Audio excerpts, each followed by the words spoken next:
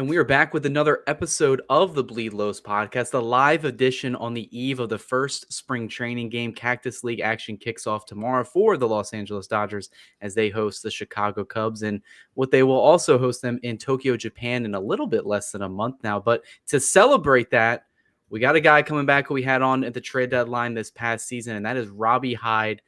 If you don't know about him now, he is the MLB guru, knows all things for all 30 teams, but he also is an avid Boston Red Sox fan. Robbie, you've had a lot going on between the last time we talked with you to now. I mean, give everybody an update if they haven't heard already. You're part of the Foul Territory Network. You just wrapped up with your show Monster Territory before coming on here. How are you doing, and how's life been treating you, my friend? I'm tired, man. But the show goes on, man. But yeah, now we are a part of the Foul Territory now. That's just amazing, incredible. I still remember I joined the Foul Territory show to announce it. I'm sitting there. AJ Brzezinski's asking me a question, and I'm not even listening to the question because I'm like, AJ Brzezinski's asking me a question. So it was just so weird. But no, it's an amazing opportunity. I've always wanted to talk about the Red Sox, and I mean, man, what better way to do that? So yeah, but I'm doing that now, and still, like you said, talking all things Major League Baseball on the channel, and we're finally done with the off season. Like I'm getting my last video or two wrapped up. I love the off season, but I'm so excited for it to be over now. So it's nice to see. So. Yeah, I mean, looking at your channel, I've been following you since 2020, so the early days. You're almost at 50K subscribers on your main channel. I know you're trying to push for 4,000 yeah, we're on pushing Monster Territory. But yeah, it's been an interesting time. And I know for you, the offseason, the trade deadline, that's kind of when a lot of YouTube content that's where you're starting to see the views, the click. But, we're all ready for some baseball right now. We're definitely going to get into it today. But before we do that, we're going to thank our sponsor, BetOnline. BetOnline is the world's most trusted betting platform and your number one source for online betting in 2025. Whether you're a seasoned fan or a first-time bettor, BetOnline is your ultimate game day companion. With the largest selection of odds on everything from NBA, college basketball to the NHL, UFC, BetOnline continues to be your number one sports betting source. From every three-pointer to hat trick, BetOnline has you covered with odds, stats, and more for every game, every play, and every win. BetOnline, the game starts here. And Robbie, I mean, I feel like it's a good spot to start since you're fresh off your Red Sox show. They're the talk of the town right now. I think they had a really good offseason. We'll definitely get into the Dodgers offseason, which I think it's hard to match. But, seeing everything they're dealing with right now with the Alex Bregman move, the Rafael Devers not wanting to move off, I even looked at it, they, not to put some salts on the wounds here. It's been a couple years now, but Mookie Betts, former Boston Red Sox, he comes over the Dodgers, couple years in right field. And now it seems like he has the mentality where like, hey, you can play me wherever. Hell, shortstop, I'll give it a shot. I wasn't the best there last year, but hell, I'll do it again if you need me to. Red Sox, I don't think at the end of the day it's going to mean much when games start being played, but overall thoughts on everything that's going down in Beantown right now? I mean, where to start? I'll go, I'm always like a prevention over, like if you can, I used to be a teacher. I always use this analogy with my students. Would you rather tie your shoe now or to prevent you from tripping, or would you rather trip and then tie your shoe? Well, probably better to tie your shoe first, right? I think that's probably a little bit of what happened here. I feel like things could have been handled a little better, with the whole Bregman thing. But then there's also the argument, too, because you didn't know if you were going to be able to land Alex Bregman or, trade for Nolan Arenado. You didn't know if those things were going to happen. So it's not like you want to go up to Rafi and say, hey, man, we're looking for a dude to play third base over you. Yeah, just letting you know. And then if it doesn't happen, well, now it's a little awkward. Like, oh, okay. Yeah, I know we said we were going to go get one of those guys. That's not happening, so you're our third baseman. Still, it's not going to make him feel good. You know what I mean? So it's like you're kind of in a weird spot in that situation. But again, getting back to the point here, Rafi has not been a good third baseman over the years, according to the numbers and the eye test. You don't even know how many games I've watched where I have seen a ball bounce off the glove or a bad throw or, miscommunication in the infield somewhere, like something, it's so much. And, I'm seeing today on Twitter, Rafael Devers, fan accounts like, oh, look at all these great plays that he's made. Yes, he has made a lot of good plays at third base over the years. There's no question. But it's all those little ones in between that are kind of getting lost in the shuffle. And I think people forget about those. And when you look at the numbers, the outs above average, the fielding run value, the range, everything, Alex Bregman is clearly the better third baseman. And yes, when he first came in, there was talk about him, being the second baseman. However, a guy named Christian Campbell, who could very well be the next Mookie Betts. There's some similarities there. I'm excited about him. Guy that just ran through the minor leagues last year, had an incredible year. A guy that also, just like Mookie, where he's moved around to different positions. He's making it a good problem because he's very good, and there's a good chance that he could break camp as the second baseman. The Red Sox are very high on him. So, that's a wrinkle in this whole thing. And in that situation, if you want to put the best team on the field, you go with Bregman at third base. And, but again, Rafi's very prideful, and I love that he's sticking up for himself, and he's, that's been his spot. So I like that he's putting up a fight. I think that's a good thing. You should have that competitiveness in you. You should have that pride in you to stick up for what you do. In the end, though, right? Cora is the one that makes those calls. Craig Breslow, they make those calls. And, but unfortunately, we started having other guys jump into the fray. Tristan Casas in the last couple of days.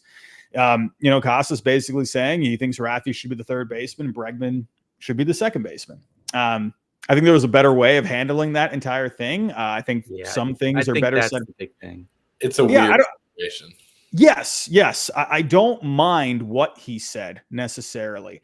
But when you make public comments, lots of things get misinterpreted. Lots of things get twisted. You might say something you didn't mean to say it that way. And then all of a sudden, someone in the media, especially in Boston, they run off with it. And then it's turned into this whole thing. I think, Tristan's heart was in the right place making those comments.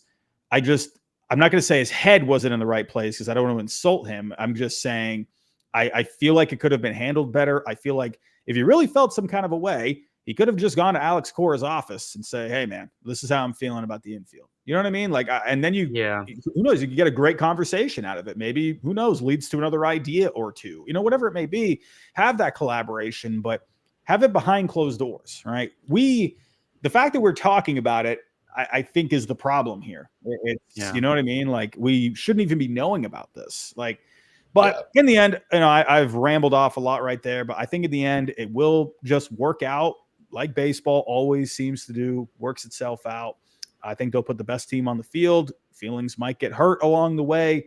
But what's good, though, is that we're talking about baseball and in New England here. We're not just bringing up, we're talking about Tom Brady for the last month because of Patrick Mahomes and everything. It's holy cow, we're talking about a guy that's not even playing anymore. And who's the GOAT quarterback? It's finally, we're just talking about baseball. It's nice, but it's baseball season. Yeah. Before we move on here, I obviously kind of get an inkling of what your personal preference is. If you had to fast forward to opening day now, just briefly, what do you think they go with? Do you think they move Devers to DH, or do you think, they move Bregman to second? Well, there's also another wrinkle here. It's what happens with Yoshida. You know what I mean? There's another part of it too. It's what I've noticed with the Red Sox is they're using words like roster construction a lot lately. It kind of makes me wonder if they're still looking at some moves possibly, because you got a lot of guys here that are fighting for time. Even Vaughn Grissom, everyone's kind of forgotten about him. He's in the mix here still too. What happens with Yoshida? There's so many different things that could happen. My guess is I'll go the safe route, which is kind of the boring route. I think it'll probably just be Rafi at third. They'll probably just have Campbell start in the minor leagues because in the end, you can just do that. And then Bregman will probably play second. And I think what ends up happening throughout the year, you probably just do some kind of a rotation, right? Bregman ends up playing some, because someone's going to get hurt at some point. Someone's going to need, a day off here and there, a few days off. I think it ends up just being some kind of a rotation. Campbell, especially if he's hitting well. He's going to get called up at some point. I think they'll just find a balance somehow. I think you'll see Rafi play some third, Bregman. I feel like by the end of the season, though, you're probably going to have Bregman playing third. And, especially if Rafi gets hurt again. At the last 2 seasons, he's gotten hurt in the second half. So, I feel like, again, that's the way it just works itself out. That's how I think it'll be. I think it'll be Rafi opening day third, and I think by the end of the year, it'll be Bregman and Campbell at second. This reminds me a bit of conversations we've had about Chris Taylor and Andy Pages. People think Andy Pages, I'm one of people, has earned a spot. He should be on that opening day roster, but it's probably going to be Chris Taylor unless there's a transaction. It feels not necessarily the same star power, but the situation in itself is pretty similar to the Dodgers situation with Taylor. It's always interesting with the young guys and the vets too, But Chris Taylor, I saw a lot of talk about him last year from Dodger fans. So that's there's an argument to be had with, I think this is similar with the Dodgers and the Red Sox have with their roster that the Red Sox really haven't had in a while. That 2021 year seems like a blip in a lot of ways.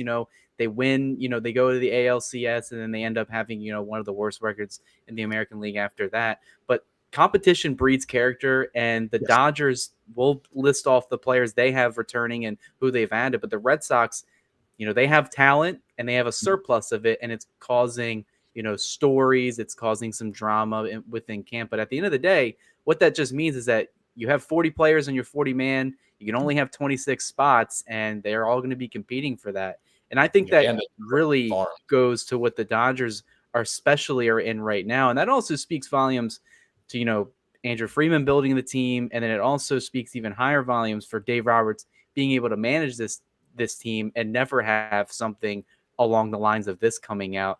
We'll pivot straight to the Dodgers now, Robbie. And obviously you gave them an A+ grade. I mean, how could you not?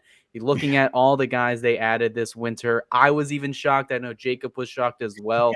But I mean, the list goes on and on. Blake Snell, Roki Sasaki, Teoscar Hernandez coming back, Tanner Scott, Clayton Kershaw, Hae-Sung Kim, Kirby Yates, Michael Conforto, Blake Trinan, Kike Hernandez, and they even took a flyer deal on Giovanni Gallegos from the St. Louis Cardinals, former all-star closer. They only lost a few guys in here, but looking at this roster, what they were able to do this winter, are you surprised they went scorched earth a year after they just won the whole thing? I mean, no, because usually you don't. You've seen teams make moves after they win a World Series, but not like that. Like that. Like you said, I think even Dodger fans were like, "Whoa! Like what is even happening here?" Like, you haven't seen that. I mean, yes, you can go back to the Yankees years back where every offseason they were just doing something, but like even this just feels so much more than what those Yankees teams would do. It's what I love about what the Dodgers did. It's not that they just added all these players. They added so many different unique skill sets. You upgraded the pitching staff. You brought back one of your best bats in Teoscar. You added another solid lefty bat in Michael Conforto. You added a guy like Hae-Sung Kim who brings speed and defense and a tough at bat to the table to strengthen the bottom of your lineup. It's like you just bought this mansion and then you spend so much on it just to fortify it even more. You know what I mean? And it was already good to go. And it's crazy. Like it's so many good things. I actually love just those smaller moves that they made, even like you could even just say Kike Hernandez, keeping that, that versatility off the bench, that clubhouse culture. You know what I mean? Like just all the little things, incredible offseason, not just about the talent, but just such a well-rounded offseason and then some. I mean, even Jacob and I, there was a certain part in the winter after they signed, Blake Snell, they obviously needed a starter to go in that rotation. I mean, even the Red Sox, they poached one of our own, Walker Buehler, who's hopefully set to, revitalize his career. I think he's a perfect fit for Boston. Since it just seemed like it was inevitably going to happen. I feel like he's a perfect fit for that city, but the Dodgers needed rotation depth. And if you look at their, roster resource page on Fangraphs, yes, they had names before they signed a lot of these guys, but what's the the theme the past 2 seasons. It seems like they just get injured, and it definitely came down to the wire this past October. I mean, if you look at what the beat writers were saying, on The Athletic, the New York Times, Los Angeles Times, nobody really had the Dodgers even beating the Padres in the first round. Their biggest reason for that, starting pitching. They didn't have it. They ended up pulling off a miracle, running with 3 guys and an Ironman, a bullpen of dogs to go to the World Series and win it. But, they needed to address that starting pitching, and Blake Snell is as good as you can get with a lefty. And then all the other moves after that, I was really surprised they went really heavy in the bullpen department, because they have Andrew Freeman's tenure has been very reluctant to give relievers multi-year deals. So when I saw the Tanner Scott notification on whatever weekend morning it was, I was like, all right, I guess we're playing now. They gave him a 4-year multi-year deal, almost $80 million, which was what he was asking for. It just seems like they're reading the room. They know that this is kind of their shot, their window for the next, I would say, 4 or 5 years of this core.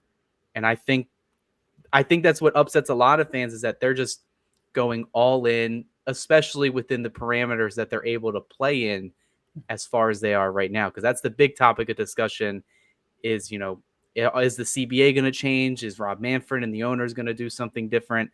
I feel like even as a Boston fan yourself, or a general MLB fan, you got to like what the Dodgers are doing in a perspective, because free market, that's the best market in my opinion. Yeah, and I'll throw in another thing there too. Like, you go back, it's not like they just started spending money like 2 years ago and then all of a sudden they got good. They have been building from within for the last 10 years. They've been building this culture within the organization. I remember reading a story way back when they first went over to new ownership.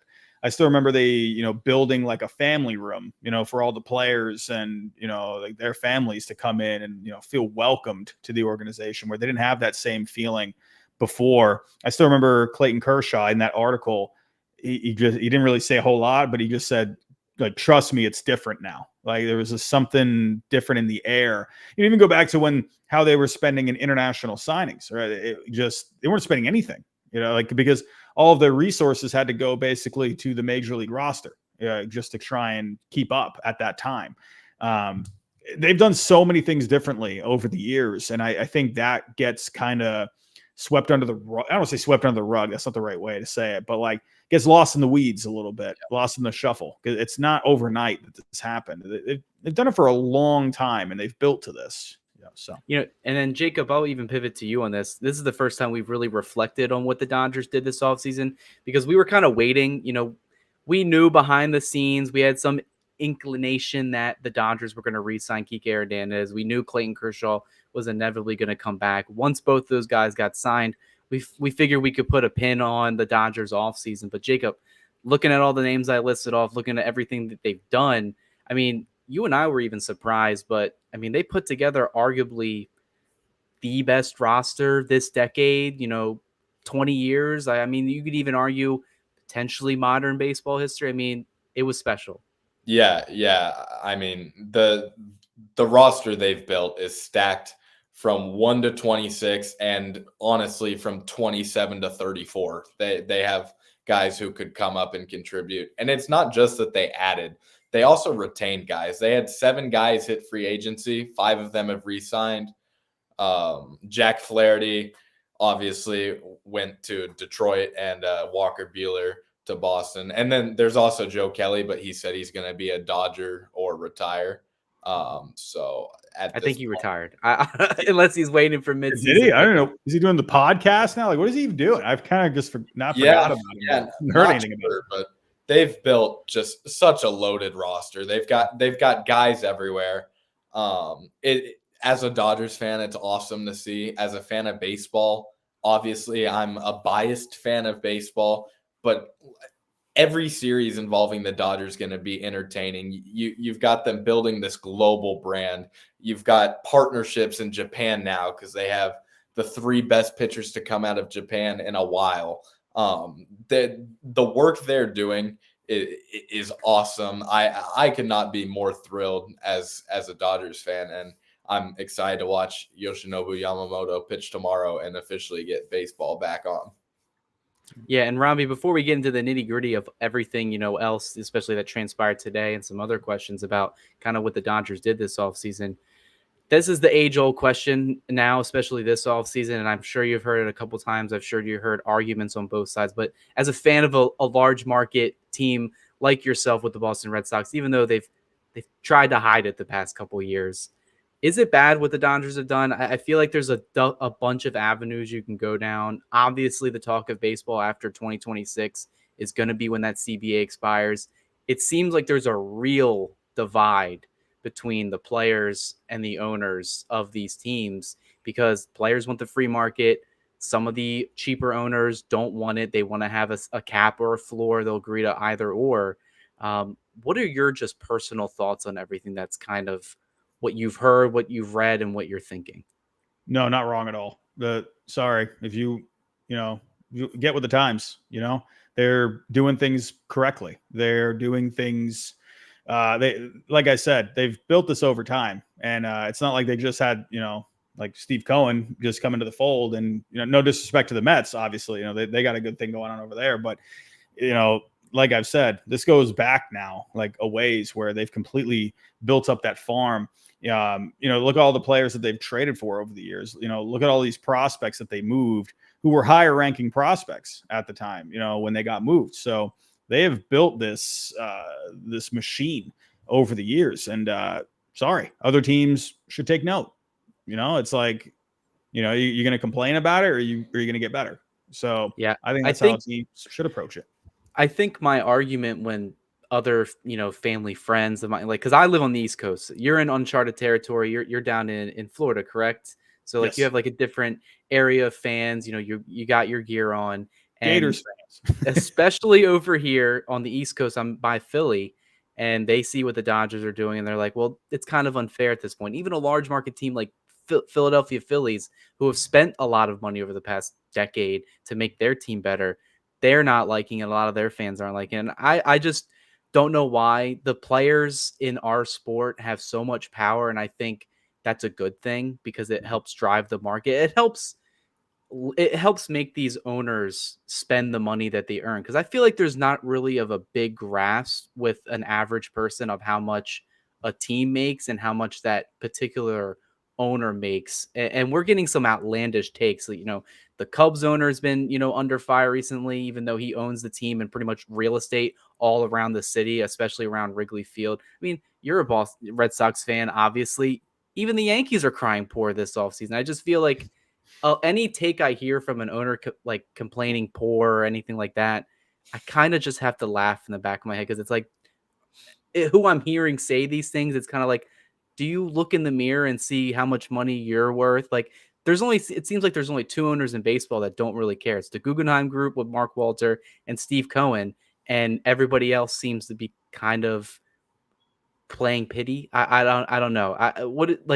Overall thoughts on like the owners that are unwilling to spend, because I mean, obviously some small market teams exist. They can't do it year in and year out, but it doesn't mean they can't sign a free agent and, like you said, build a culture over, and it's not overnight, over 10, maybe 12 years, and then you get to where you are now.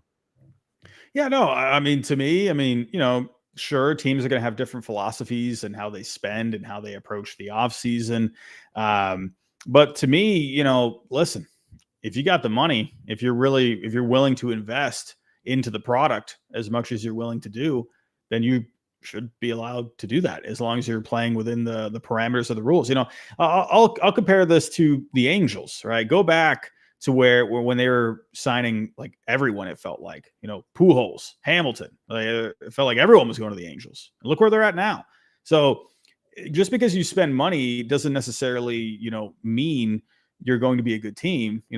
Look, no one wants to go to the Angels now, because they don't have the culture. Right? They don't have the right people in the right positions to help them succeed every single year. The Dodgers do, and players want to go there.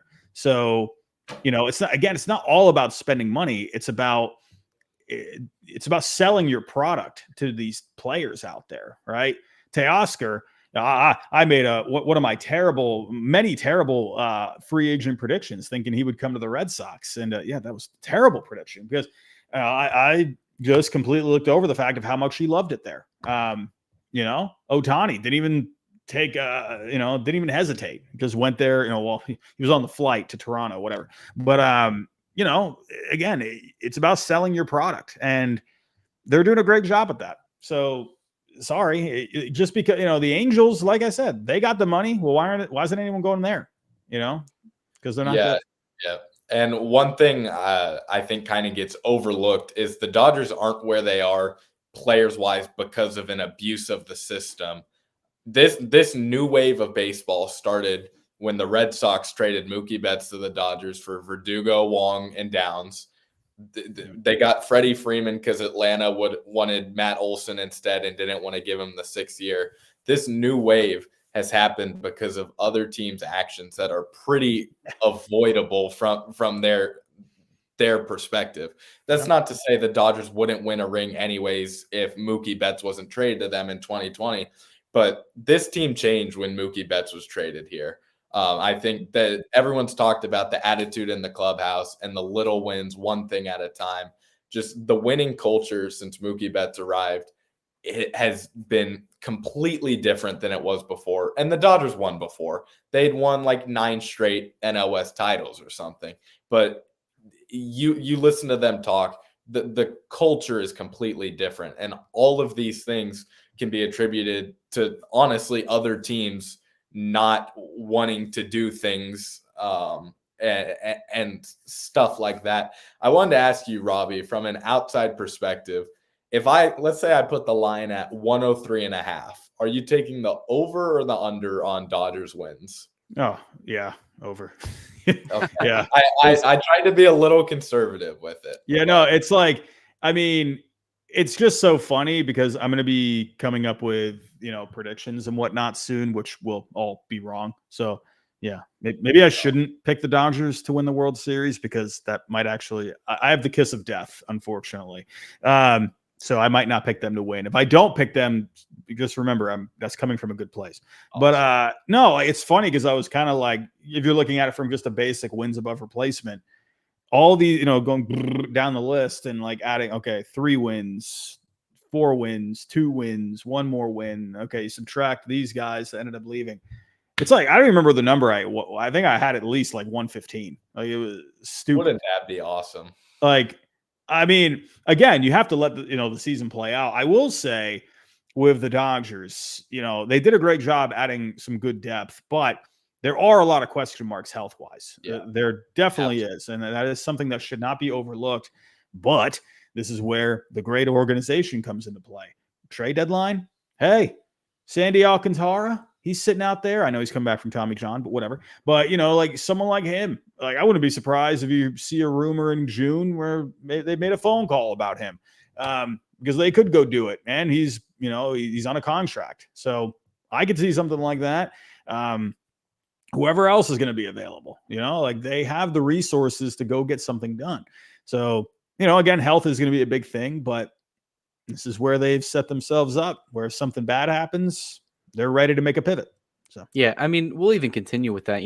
Jacob already mentioned their line. They're 103.5 wins. I think anybody looking at the roster, looking at what they did last year with a limited roster due to injuries, winning 98 games, having the best record, not only the National League, but in Major League Baseball. Me and Jacob and all the other guys that have attributed to the show, we kind of were like, how did they do it? They had a really rough stretch in the middle of the summer. They lost pretty much all of their key acquisitions in the starting rotation besides, the trade deadline acquisition of Flaherty coming into October, and then they still ended up winning the whole World Series. But looking at this team right now, you mentioned that there are question marks, and a lot of Dodger fans are still running high off the offseason that they had. And the reason why they did it, it's kind of going back to what I mentioned earlier and with the starting rotation.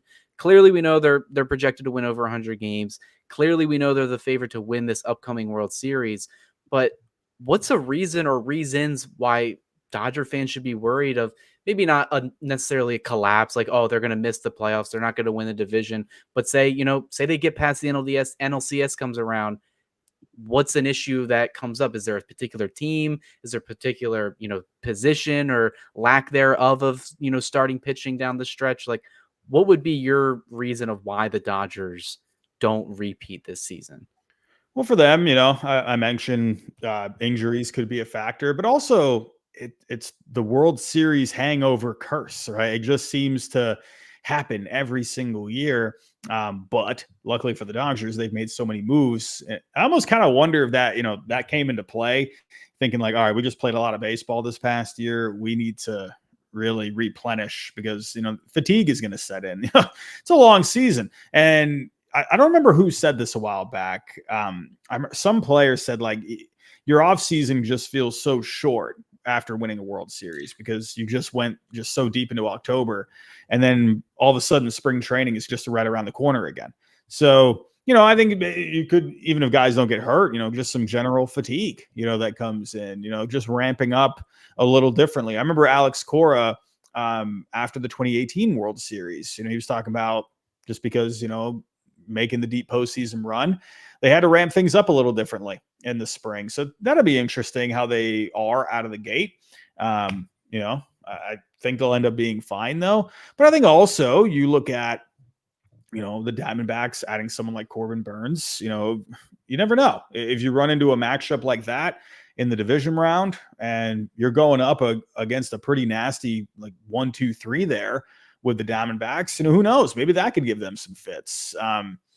There's going to be a little bit more competition here in the National League. I don't know about the Padres now. I don't know what's going on there, but you never know when you get into the postseason, especially teams with good pitching. And even like I don't think that this will end up being a big thing, but even like some teams maybe we're not really thinking about, like the Reds bringing in Terry Francona. Who knows? Maybe the Reds can end up being a great team this year.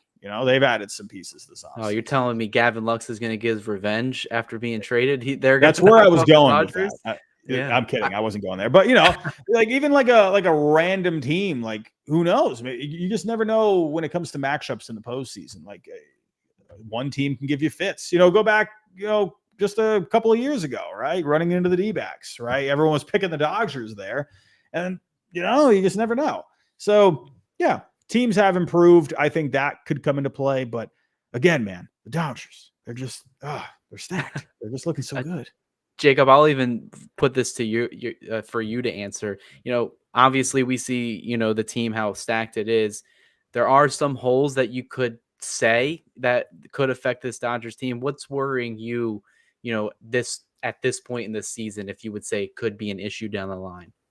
Yeah, I mean, since we have Robbie here, I'll talk about the late July series against the Red Sox last year. The Dodgers started Gavin Stone, James Paxton, and Justin Robleski.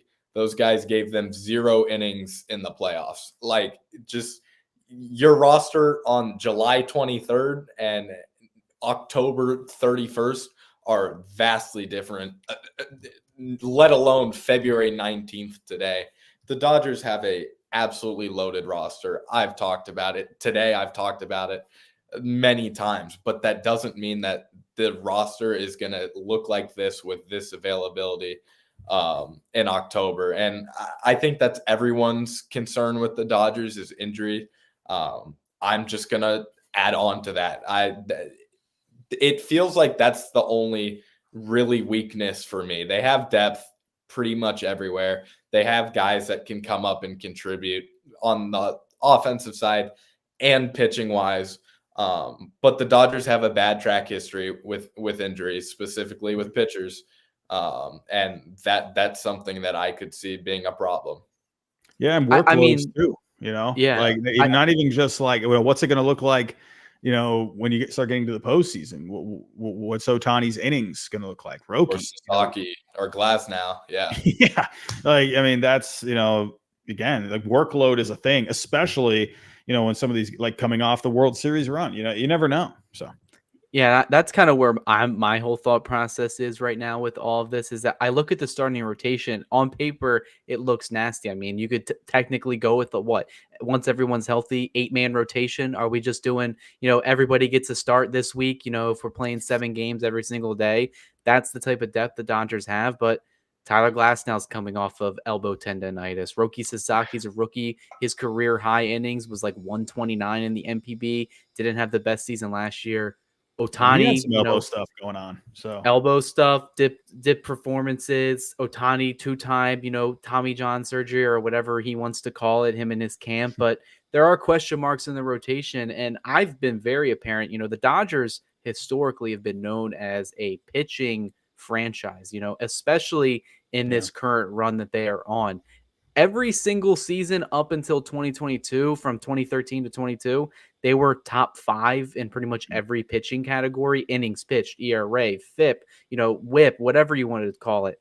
Uh, they have not been anywhere close to that. I mean, if you look at their Fangraphs, rankings, but especially in the National League and even in Major League Baseball, innings pitched, ERA, home runs, all this stuff, they've kind of jumped up on, and that's kind of what I'm craving. I want someone like a Blake Snell or a Yamamoto to, eat some of these innings, but pitch really good throughout the entire season because, they just really haven't had it. Kershaw's had his injury history. I mean, Julio Urias, dude threw away his career. He was a workhorse in the rotation, and they've just been bit by the injury bug. If I was to pinpoint one reason why they don't win it, it would be the starting rotation being just falling apart. Someone gets hurt.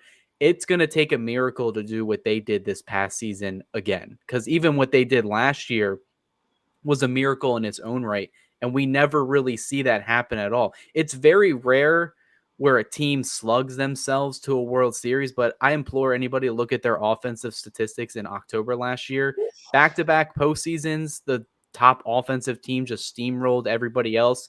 The Rangers did it in 23, where they just said, we're just going to outscore you. The Dodgers had that same exact mentality, especially in the NLCS. It wasn't particularly close with the Mets, even though it went 6 games. The New York Yankees kept it close, but at the end, the Dodgers were better on the base paths. They were better in situational hitting. The pitching, if it's not there and they get to a series like Robbie said against the D-backs or, a Phillies rotation, if they're hot, I mean, that's going to be a tough cookie to fight. I mean, I feel like that's where it all leads back to. And I think that's why the Dodgers were super aggressive in not only the relief pitching market, but also the starting rotation market. And that's where I kind of agree with you, where maybe some things go wrong and they look into a Sandy Alcantara. Maybe they look into another arm that's out there on the market, because you can never have too much pitching. Yeah, and one guy that I got my eye on, I think he could be a pretty big X factor, is Bobby Miller. What the heck happened to that guy? He was so good a couple of years ago. Holy cow. And what happened to him? Like his knee broke or something last year and he just didn't have it at all. Hopefully he can get himself back on track, because if he does, whoa, I mean, you got some good insurance right there. So you got the biggest Bobby Miller believers over here. I've been an avid fan, but Jacob, I mean, you put it out on X the other day. Yeah. You pretty much did a deep dive in him. Bobby Miller is the biggest X factor for this pitching staff, I think. Yeah, for sure. There's not many people on X that have watched as much Bobby Miller film as I have, because a lot of the film last year was pretty tough to watch as a Dodgers fan. But I could not be more of a believer in him bouncing back next year. He dealt with some injury stuff, and it really just changed the way he pitched, the way he exploded off the mound. And the mentorship by Blake Snell, I think, will be good for him too, because a lot of the stuff with Bobby Miller, sometimes, now this isn't anything known, it's my opinion, and a lot of other people think this, is there sometimes seems to be some mental problems there. Not like extreme, but he seems sometimes to kind of lose it on the mound, and just not maintain that focus that a veteran like Snell has. So I think that'll be good for Snell. What you were talking about with pitching, Cody, I think Snell's the kind of guy that could completely change that around. Everyone knows the numbers he puts up, the whiffs, the strikeouts, all of that. Now he wants to pitch in bulk. He could give the Dodgers a lot of really good pitching this year. And even one guy can go a long way in the rotation. So I think Snell himself is going to turn things around, but I also think he's going to help out Bobby Miller a lot. And we're going to see a big year out of Bobby Miller next year. Well, I even think if he gets 180 innings, I mean, isn't that the thing where if he hits 180, he wins the Cy Young? Yeah, I think that's what he wants to aim for. Yeah. At 180 innings, I would have a hard time putting money on Blake Snell hitting 180 innings, just with the way the Dodgers are going to manage arms and stuff like that. But if he does, that would be splendid. And yeah, he would probably win a Cy Young with his talent. I think with Miller too, I think I read something a little while back that he was trying to make some mechanical adjustments, and again he had some injuries and stuff, and I think he got thrown all out of whack. So has that been a storyline at all in Dodger land? No one's, or not that I've seen, people haven't really touched on the adjustments. It's something that during the season last year, CJ Garcia and I we really got into the film and watched it. And because of his knee injury, he started falling off towards first base a lot when he threw.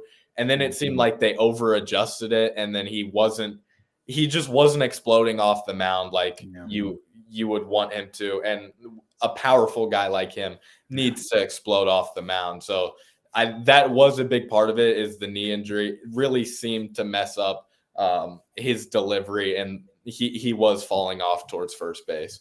So I think a full offseason, not only of getting healthy and recovery in the knee, but also really honing in on those adjustments. That's why I'm such a big believer in him. Yeah, me too. I mean, if you look at all the advanced numbers with Miller, and we talked about it a couple times on this channel, all of his pitches had plus stuff. They were all over whatever they had.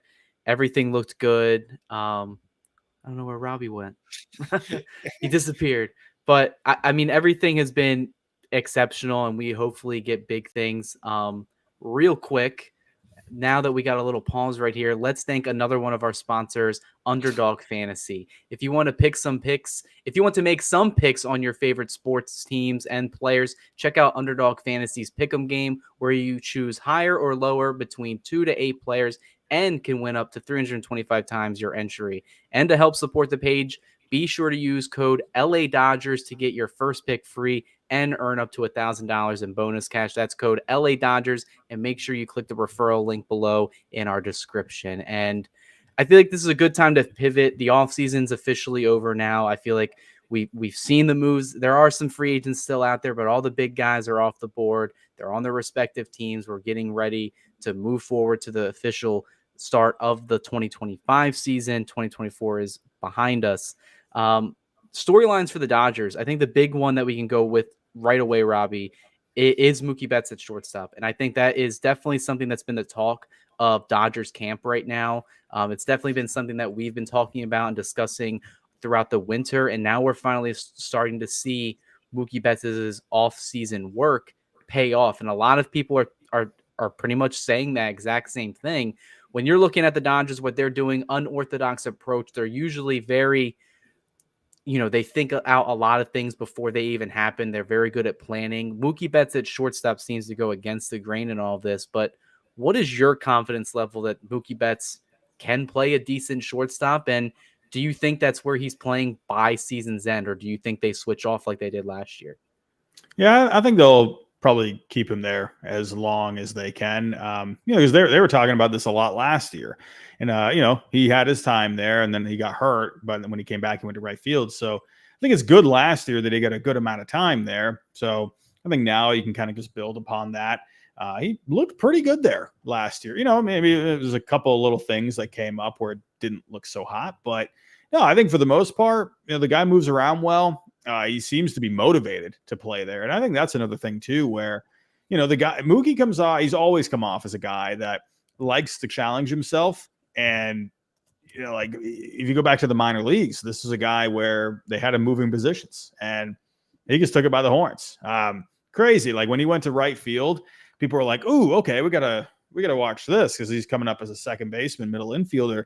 And then he's going to right field, and in the minor leagues when he's with the Paw Sox, he's just gunning guys down out there. It's like, whoa, okay, yep, all right, sold on Mookie out in right field. But he's always been like that. He's always been a guy, you give him an opportunity, or you challenge him in a way, he steps up to it. He's a guy that thrives off that. I think he's going to take pride in it this year, and I think he'll be solid. Mookie Betts is every year it's like he surprises you, but then it's really not even that surprising. So he's just so good. I mean, if you look at his fielding numbers last year at shortstop in 530 innings before he ended up, fracturing the wrist in the middle of the summer around, I believe it was Father's Day exactly last year. He had 9 errors in total in the year. 8 of them were throwing, and that's something that he's definitely put an emphasis on in fixing. His 963 fielding percentage was definitely below league average. It was at 985 last year for 2024. But if you look at some of the advanced numbers, they kind of do like Mookie Betts at shortstop. 3 defensive runs saved. It's a premier defensive position, so you're going to get some points there. But he made good backhands. He was really good with his footwork. He's an all around athlete. If you've ever seen this guy up close, I've had the chance, to interview him in the clubhouse, all that stuff. He is an athlete. He is as fit as you can be, and he will make sure. Like I said, I will never bet against Mookie Betts, because if you give him a whole offseason to work on it, and Jack Harris of the LA Times, he wrote an awesome article today. So I implore anybody to check that out after this, or, whenever you have time, because he pretty much goes into an in-depth interview with Betts and what he did all winter, working out with Troy Tulowitzki, studying film, working 5, 4, 6, maybe even 7 days a week, practicing in Los Angeles, Arizona, all that. And the footage at camp, I know it's ground balls in the backfield, but Jacob, they look good. He Yeah. looks very comfortable over there for being a late early 30s shortstop moving to that position. I mean, there's a lot to like, and that's kind of what I'm excited for this year, because I feel like last season, the postseason narrative was something that he had a chip on his shoulder. This is the new thing that's going to motivate him to be better, is it not? Yeah, and he's just gonna come out and be an awesome shortstop. I really don't have much doubt. I'm willing to say that my opinion is Mookie Betts is probably the hardest worker in baseball. And people had the audacity to slander him for having a couple podcasts last year during the season. But yeah, it's Mookie Betts. The dude does everything at a high level, and if there's something he doesn't do at a high level, he works at it till he does do it at a high level. So I really don't have any doubt that he's going to come out and be good. Again, I was going to highlight the 8 throwing errors, and he didn't really have time to get that arm angle down. People need to understand everywhere you play has a bit of a different arm angle for the most part. And that is something that when you're asked to play the hardest position on the baseball field to play, on the spot with no practice, and then change your arm angle and do all that, that's a lot. And it's a lot of reps without repetition. Yeah, really, I have nothing advanced here, anything analytical. It's just vibes and Mookie Betts, and I couldn't believe in him more. Yeah, that's what it seems like to me. It was mostly the throwing errors last year, so that's more of a positional thing. When you look at the range, it was fine. When you looked at the double play, it was fine.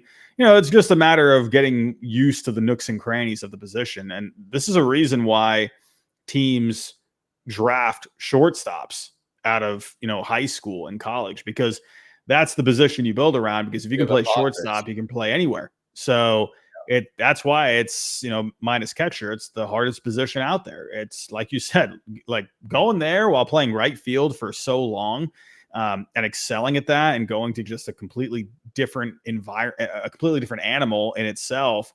Yeah, it's going to take some adjustments. So, but when you're looking at, like I said, the way he was moving around, turning the double play, he was fine. So it's just a matter of, in my opinion, just getting used to the position, really.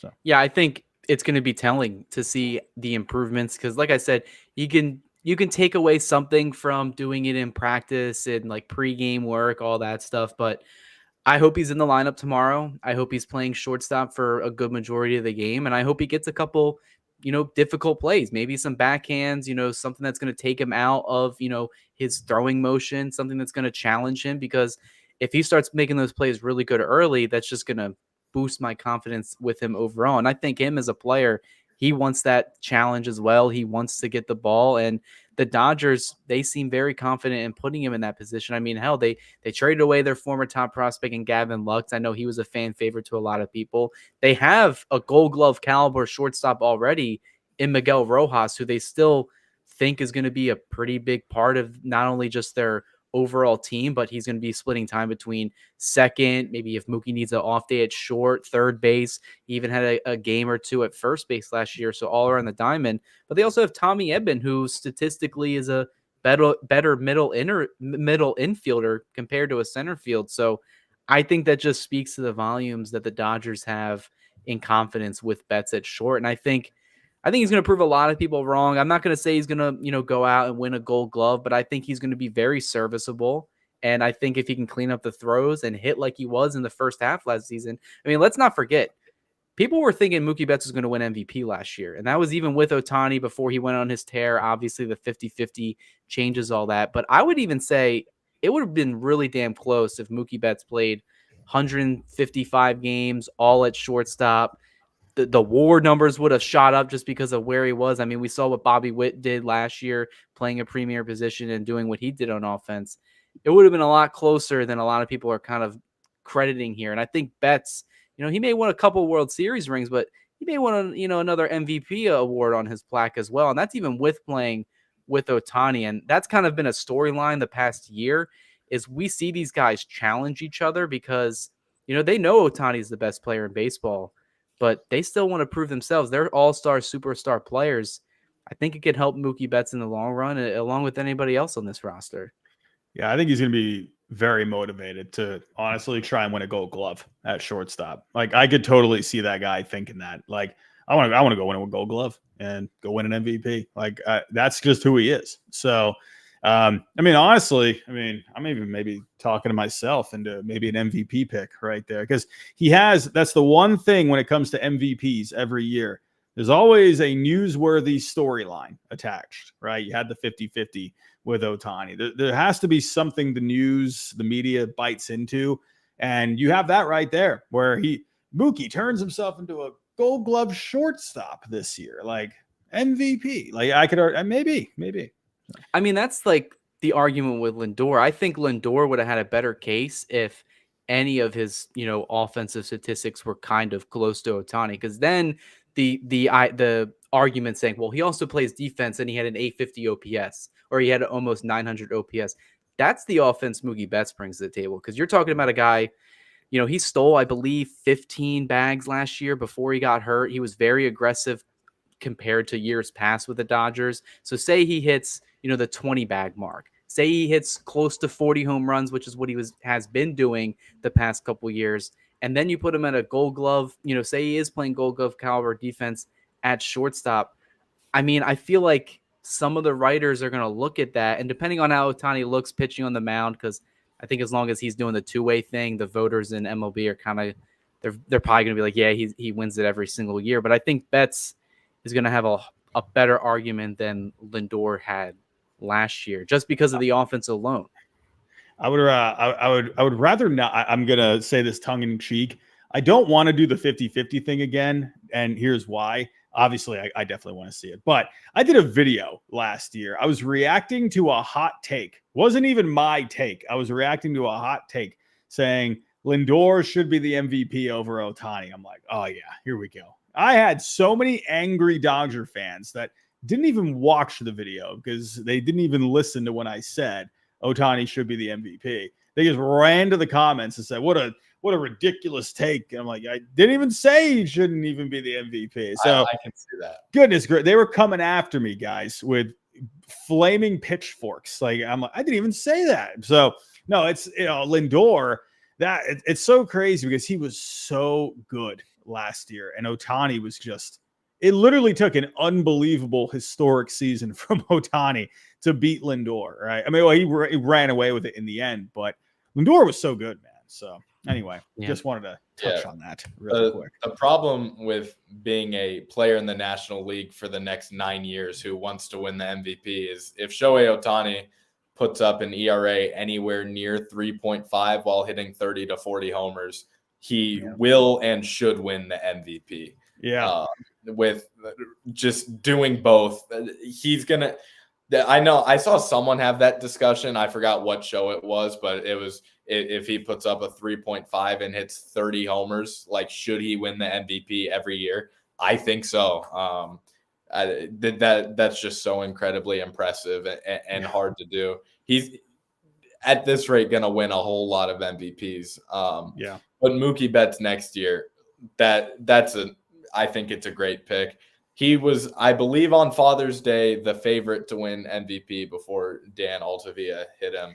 Yeah, it was a fun race. Yeah, it was a fun race last year. But what I will say, and also touching on the Lindor thing I just said, it was because Lindor's offense was like good, but it was also the defense, right? Yeah. He was such a well-rounded player last year. But maybe that could actually help Mookie this year a little bit, because people kind of woke up a little bit to the defense side of things. So maybe that could end up helping Mookie out. We'll see. But either way, it doesn't even matter. He's going to be good. Dodgers is going to be good. It's ridiculous. So, yeah. I mean, and then let's continue with Otani here, because that's the next thing about the Dodgers 2025 story is Otani, the two-way player, is coming back. And he threw a couple bullpen sessions already. I think 2 is the ticker. In terms of when he's going to be ready, Doc has already said it's probably going to be sometime in mid-May, maybe late May. I mean, hell, if the Dodgers wanted to push it off to June, they could most certainly do that. But I think Otani, the competitor, is going to want to play. He even mentioned himself before they broke for camp that he wanted to pitch in that Tokyo series. Dodgers said, slow your roll. We're gonna slow track this year. Robbie, looking at what Otani's kind of going up against, coming off back, another surgery in his elbow, a season that he had last year. You mentioned fatigue at the beginning. What are you expecting from this guy? Because I feel like when you look at it, you should say, all right, well, any other player would probably have a slow start. That it's a lot to overcome, to do both pitching, coming back from an injury, a pitching injury, and then also hitting in the lineup, probably lead off again. It's going to be hard. But then it's Shohei Otani, where it seems like he's the guy that says, well, I invented the word hard and I'm going to beat that. I'm going to create the definition of it. What are your projections for Otani? Do you think he goes back to being a pretty good pitcher? Because the last couple seasons that he was on the mound, kind of Cy Young caliber-esque, and I feel like that's what a lot of Dodger fans have in their mind when he steps foot on the mound at Dodger Stadium. Yeah, I think with Otani, I think they're gonna be very careful with him. I think they're going to take their time with him, especially in the beginning. I wouldn't be surprised if you see like a good amount of like 5 inning outings from him in the early going. We'll see how they handle that. I haven't really read too much about what their plans are there, but I think they're going to take it easy with him. But I think Otani himself, I think there's some things that, he could work on, right? The chase rate back in 2023, it was in the blues. I think he was in the bottom 30% there. The walks, I feel like he could work on that a little bit, but the guy's stuff is just off the charts. So I think this is a good time for Otani to really kind of use this time to ramp up, but kind of work on those little things, try and, he was already so good, but try and just work on those little things that could make him even better. So I think in the end, they're going to take their time. So, Jacob's a pitching enthusiast. That's what it has in his X bio. And I've kind of been trying to find some answers about it. I don't know if you've gotten a chance to see some of the highlights of his bullpen so far, Robbie, but it looks like he's incorporating a windup. He's not pitching in the stretch. I haven't seen any beat reporter ask this question. I think I saw someone mention Japanese media, mention it, but unfortunately I do not speak Japanese, so I'm not going to be able to translate that myself. But it seems like he's being creative, like you said. I feel like maybe he's trying to become more of a pitcher now. Obviously, we know the stuff that he has. I mean, they said he maxed out 94 miles per hour. And that was his first bullpen of the off season coming into this. I feel like we should expect big things, but I feel like you're right in that the Dodgers are going to say, we want you for October, not, May and June. They're going to want him for the big games, because they saw when they needed pitching the most, it all vanished at the end of the season. And I think that's why, kind of goes back to the whole theme of this episode, the Dodgers offseason was done in a way so that they were prepared and had enough depth for October, and Otani's no different into that equation because they're still going to get him in the lineup every day. I mean, we had the Dodgers beat reporter from MLB.com on here the other day, and she pretty much went and gave us the insides on all of this. And he's not going to go on a rehab assignment. He's going to be doing some simulated games prior to first pitch or, in an off day, and then they're going to throw him back out there. And I think that's a risk in itself. And it's going to be different to see it this year because every year he's had to rehab. It hasn't been during the season. It's been in the off season. He comes in and then he's good to go. And I think that bullpen, the additions that they made, like you just brought up, you could really go a lot. Like if you were to, go 5 innings with Otani a game, I mean, you got Kopech, Treinen, Yates, now you brought in Tanner Scott. Like you could literally go 5 and then you can just have those guys, pitch those last 4. It's I think the bullpen, I feel like a bit of the design was, towards the overall pitching staff, right? Because it's not just Otani they got to worry about, but it's also, I think it's going to help guy like Otani, Roki, So I think the bullpen, I think that's a bit of an overlooked factor. I think a lot of people were like, wow, they're just going with the most crazy bullpen of all time. I think it was also just factoring in workload management too. So.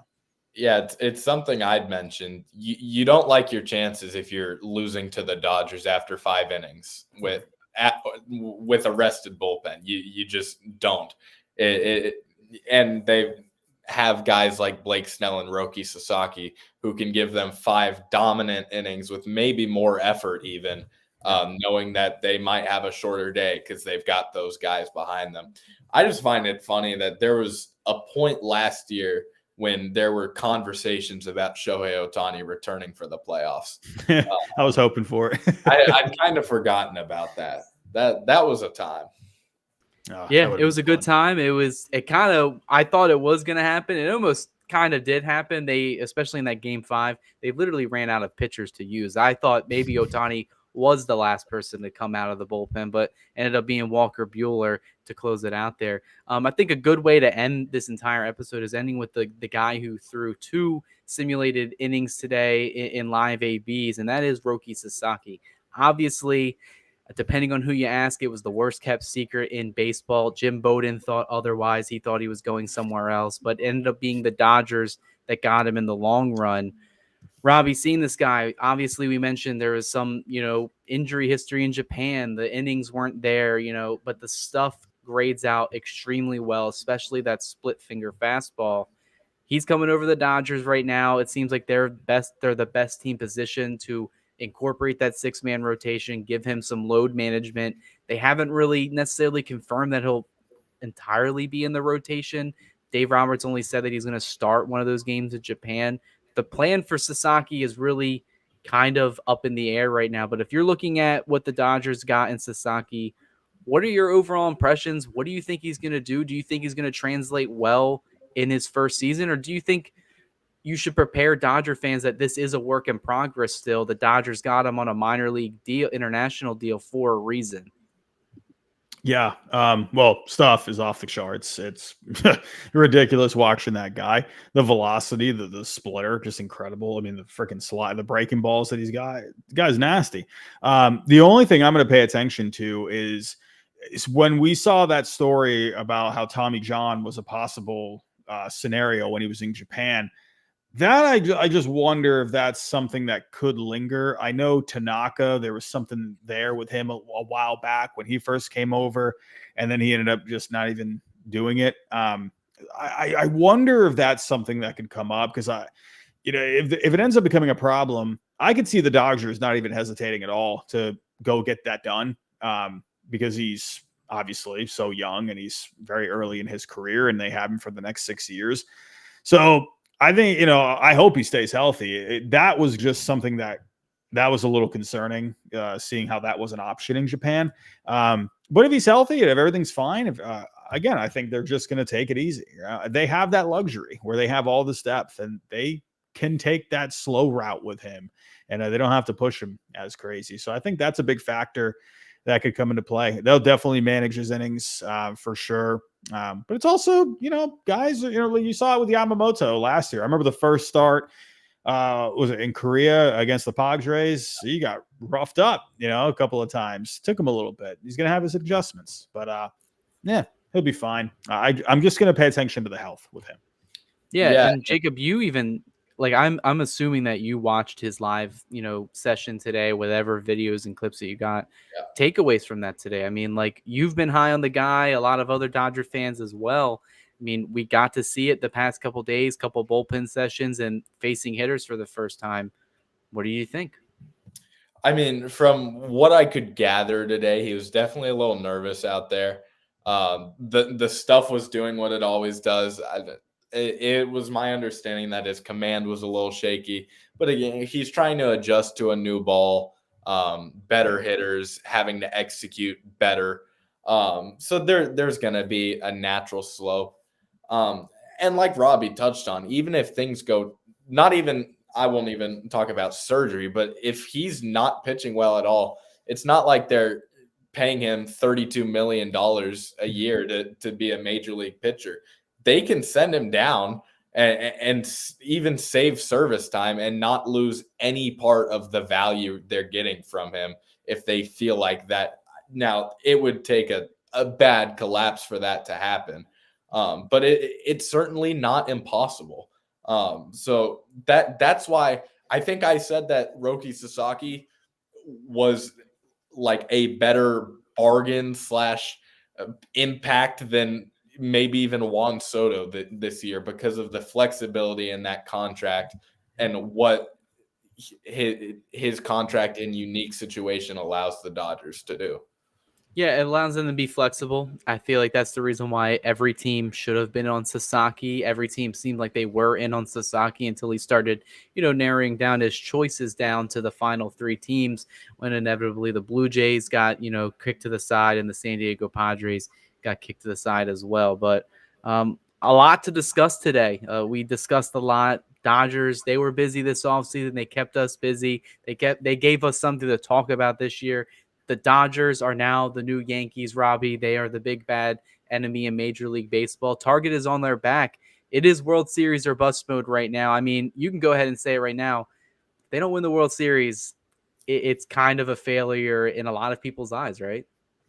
Yeah, I mean, the media is going to spin it that way. I mean, that for a fact. But yeah, I mean, how could it not be a failure if they don't win it after what they just did? I mean, yeah, they got the targets on their back. This, if there's anyone that knows about the evil empire, it's me. I went through it all with the Yankees back in the day.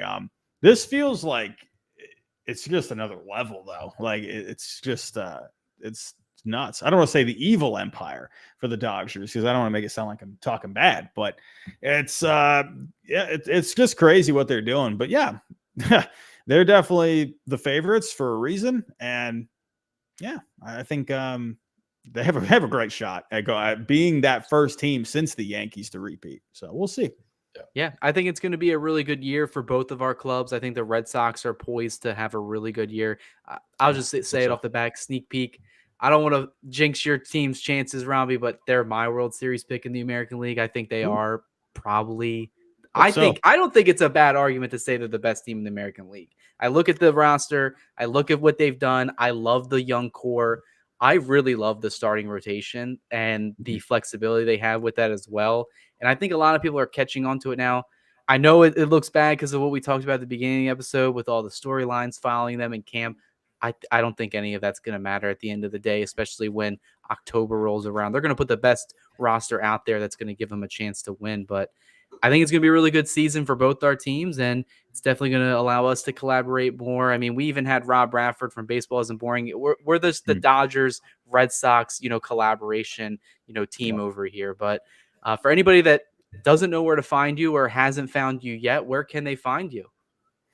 You can find my potato face on YouTube, just my name, Robbie Hyde. But also any Red Sox fans out there or anyone that just wants to listen about the Red Sox, it's Monster Territory. You can find that on YouTube, anywhere you listen to your favorite podcast. It's with the Foul Territory Network now. We're having a lot of fun over there. It's cool to talk about the Red Sox because I've talked about just all of baseball for the last 5 years, and it's been my dream to do something with just the Red Sox. So I'm loving it. It's been a blast. We're having a good time over there. So Yeah, you do a great job. Like I said, I've been following you since pretty much the beginning over here since, the COVID years. thanks. And it's great to see where you've come now, and especially with the Foul Territory Network covering the Red Sox, covering all of Major League Baseball. If anyone hasn't subscribed or follow you on social media, I implore them to do so. But we want to thank you for coming on. Hopefully this isn't the last time you're here this season, especially, towards the middle of the summer when trade deadline starts to happen. But yeah. Any other closing thoughts, Jacob, before we end it tonight? No, great to hear from you, Robbie. No, thank you. Excited for baseball. Yeah, me too. Let's get it going. Yeah, we're almost there. Baseball games start to get played tomorrow, and we'll definitely have some coverage on that game.